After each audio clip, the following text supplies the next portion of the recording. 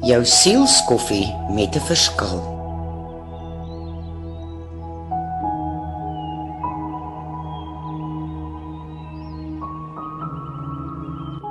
Wat sien jy wanneer jy na jouself in die spieël kyk?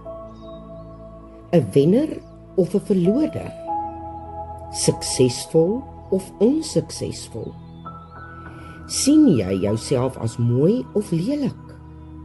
Iemand met 'n verlede of sien jy 'n toekoms? Die beeld wat ons van onsself het, bepaal waarna toe ons op pad is. En hoe ons optree, bepaal wat in ons hart aangaan. Kom ek gebruik die volgende voorbeeld om te verduidelik.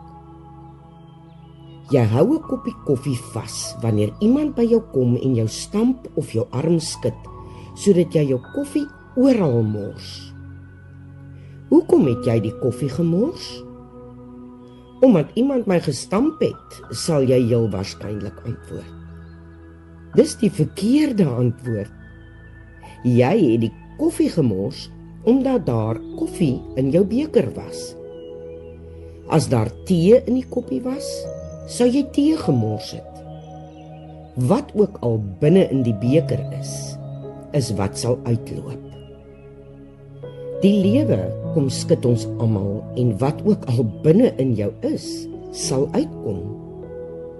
Gaan jy vloek en skel en dit teen die persoon hou wat jou gestamp het?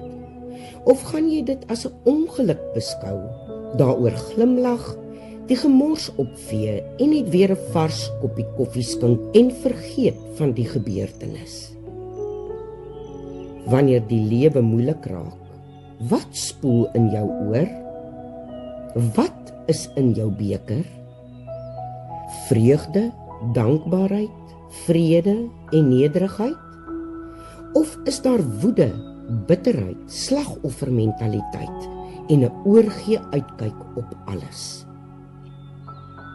Wanneer ons beker vul met die waarheid, sal ons weet wie en wat ons is en waartoe ons in staat is.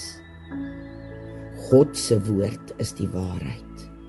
Dit help my en jou om anders te kyk na hierdie lewe, op 'n positiewe manier, al is alles rondom ons negatief.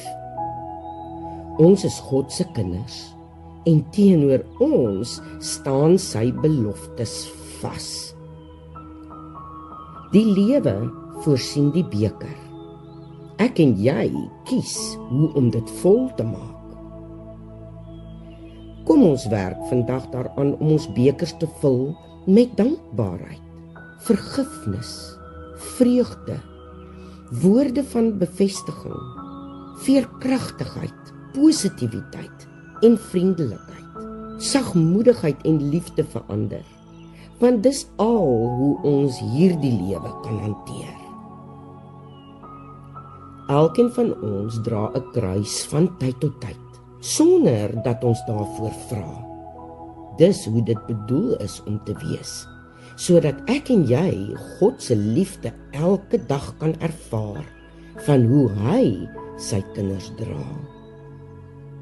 Kom ons vul ons bekers met die waarheid, want dit bly die enigste oplossing vir al ons kruise wat ons dra. Ons gesels gou weer.